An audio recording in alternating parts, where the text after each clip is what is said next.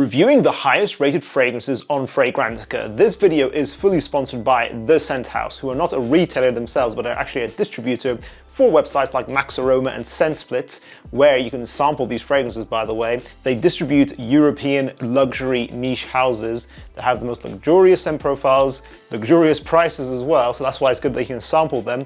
And today they've asked me to put on the map some brands that are up and coming and not as well known about. I asked them to send me 4 fragrances from these brands that are the highest rated on Fragrantica for each respective brand, and today I'm going to give you my first impression of them. Then we're going to transition into another day where I would have actually had a full wearing of each of these fragrances, and I'll let you know my thoughts and opinions at the end. I'll leave a link in the description down below where you can buy full bottles or samples of these fragrances.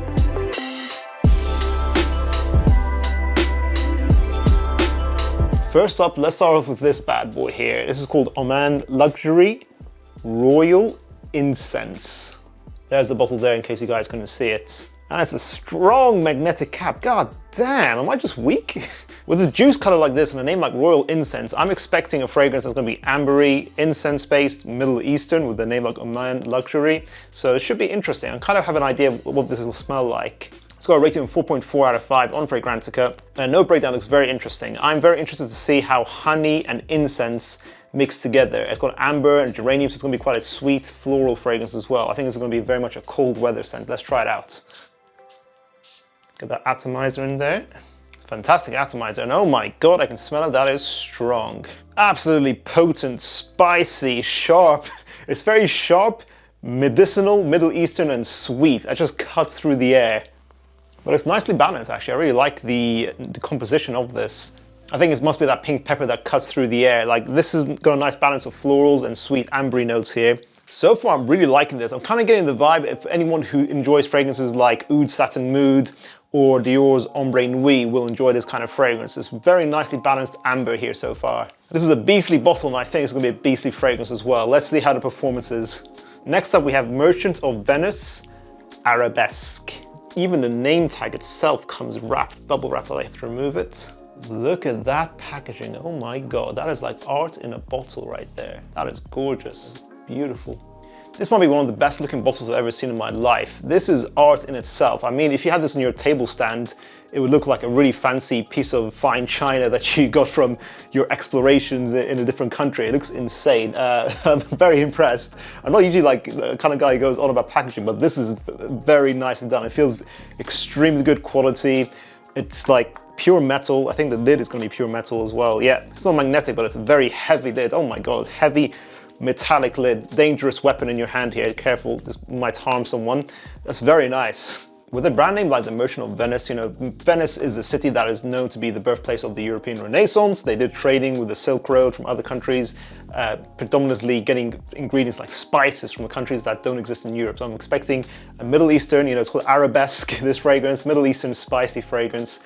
So let's see how it smells. It's got 4.35 on Fragrantica. Tobacco leaf, plum, cinnamon, tonka bean, benzoin. Wow, this looks like a very interesting fragrance. I like the plum note. Plum is a very interesting note, especially with fragrances like Tom Ford's Plum Japonais that's been discontinued. It's great to have alternative, more cold weather fragrances that can replace something like that. I'm not sure if they smell the same. I never smelled Plum Japonais, but it's interesting. I'm really looking forward to this. I think it's going to smell really sexy.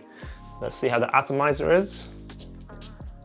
Not bad. Atomizer is not as good as Royal Incense, but now this is a very nice fragrance. Oh my goodness, that plum is so sexy. Yeah, I love plum.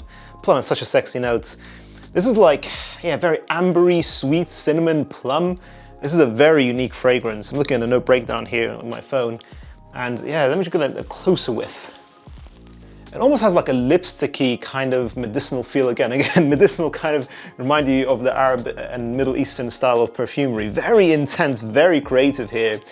Some sweetness that's nicely balanced out still, so it's not overly cloying. I definitely think if you're looking for a replacement of Plum Japonais by Tom Ford, maybe this is the fragrance for you. I would say overall unisex, leaning a tiny bit feminine so far, but we'll see how it dries down. Sospiro Vibrato. I'm not sure if I'm pronouncing that correctly. I'm not sure if you guys can tell, but this bottle is entirely felt. This is a very cool bottle, very luxurious. 4.45 on Fragrantica. These notes look interesting. It's quite a white floral, citrusy, powdery notes in this fragrance there. Iris at the bottom, orris root is actually iris, so This seems like it might be a bit feminine, but we'll see. It looks quite balanced, more bright really. I think more of a warm weather scent looking at the notes, so let's try it out. By the way guys, Orostroot is one of the most expensive perfume ingredients out there. It's going to match the highest grade ouds out there as well. Tens of thousands of pounds per kilo, so that's something to bear in mind here. Come on, atomizer, let's see. Oh, not bad, not bad. Royal Incense still definitely has the best atomizer. Try and smell this in the air. Oh, I'm getting a slight Aventus vibe actually, so far from this. No, never mind, I'll smell it up close a bit more. Not Aventus, but it reminds me of another fragrance. What does it remind me of? I can't put my finger on it, but I think it kind of reminds me of Armani private line fragrance. It has that kind of very elegant, a little bit lipsticky feel to them, maybe because of the Orostroot, but it smells very Italian and very natural, very high quality citruses here. More of a warm weather, bright daytime scent, very natural smelling, very unisex. I kind of wish it had more character, but I can see that they've used very expensive ingredients. It smells expensive, but I do wish it had something a bit more distinct here. It smells like it's going to be long lasting. I think it's going to be quite a nice, sexy, safe, musky, white floral and citrusy scent. Not as feminine as I was worried it was going to be. I think probably still unisex in the middle.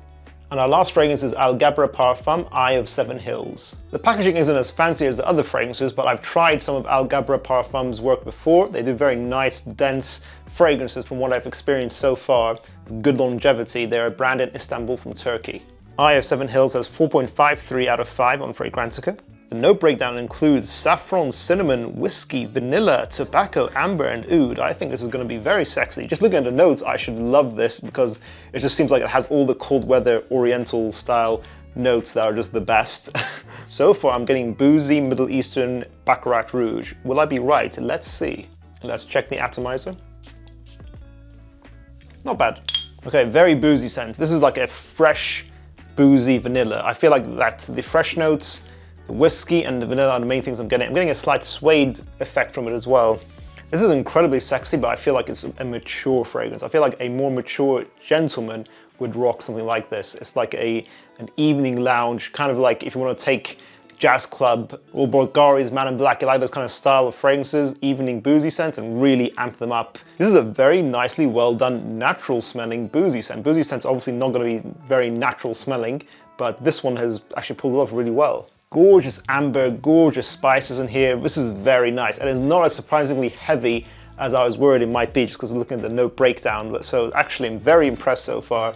I need to give it a full wearing whilst we are still in the dead of winter. This is good timing that I got this fragrance. These are just the first impressions. I think Arabesque so far is my favorite, but let's see. I'm going to do a little transition. We're going to come back after I've had a full wearing of all these fragrances. I'll see you in a second. Several days later. Okay, I'm back. You can tell it's a different day because I'm wearing different clothing. I've now given each fragrance a full wearing. I'm going to rank them from number 4 to number 1.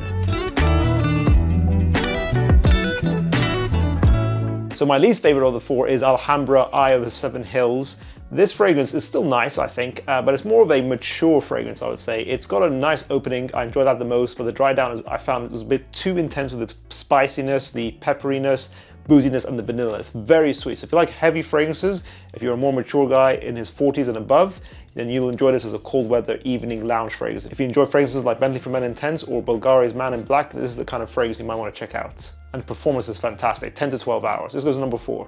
Number 3 is Royal Incense by Omanluxury. Nice fragrance. It's got a very fresh, spicy pepperiness to it with a nice ambery glow. It's got like a glowing effect to it. It's very niche, luxurious smelling. So it's a nice versatile signature I think you could wear all year round apart from the summertime, I'd say. Again, over 10 hours longevity. I think guys who like fragrances like Dior Sauvage, you like a nice fresh peppery fragrance with a nice incense backbone, you'll like something like this. So if you like Dior Sauvage or Oud for Greatness, this is the kind of fragrance you might want to check out. It's like sort of like a Sauvage got nicheified, became a bit more complex. Not a bad signature at all. Number 3. The last 2 spots are a bit more close. Number 2, I'm going to give it to Merchant of Venice Arabesque. The presentation here is definitely my favorite out of the 4. This is a very sexy fragrance, a very deep and sensual plum fragrance mixed with tobacco, cinnamon, vanilla. Honestly, I think this is a great nighttime cold weather fragrance. For guys who like fragrances like Spice Bomb Extreme, probably Tom Ford's Plum Japonais, definitely Tom Ford's Black Orchid, Aaron Terence Hughes Maverick, probably Tobacco Vanille as well. I saw someone write that down for Fragrantica, and I think I agree with that. So those darker, sweet fragrances are, that's the kind of vibe you're gonna get from this. Again, maybe over 8 hours performance with this, soft to medium projection, so definitely a cool, sexy nighttime fragrance in the cold weather. That plum nose is super sexy. I think the opening, the first few hours, is my favorite bit about this fragrance. And then finally, number one, it goes to this fragrance, Sospiro Vibrato. I'm not sure if my Italian is on point. I'm sure it is. This is a very nice, long-lasting summertime fragrance. This really surprised me. I kind of thought, I think I remember saying, it was an Aventus dupe when I first smelled it in the air, but it's definitely not. I think for the guys who like Roja's creations, his kind of summertime fragrances, if you like fragrances like Elysium, and I smelled Oceania on paper before, those kind of styles of Roja fragrances that are, complex, deep, rich, very long lasting, this is the kind of fragrance that'll do that for you. It smells very lemony, citrusy, fizzy and sparkling in a way, mixed with green notes, mixed with a heavy muskiness to this as well, and a hint of white florals to soften it out. So it's got very deep, intense white musks. I do not know how this lasts so long, because long-lasting summertime fragrances, you worry that maybe they'll be really synthetic, they'll have a lot of ambroxan in them, like the Parfum de Marly offerings.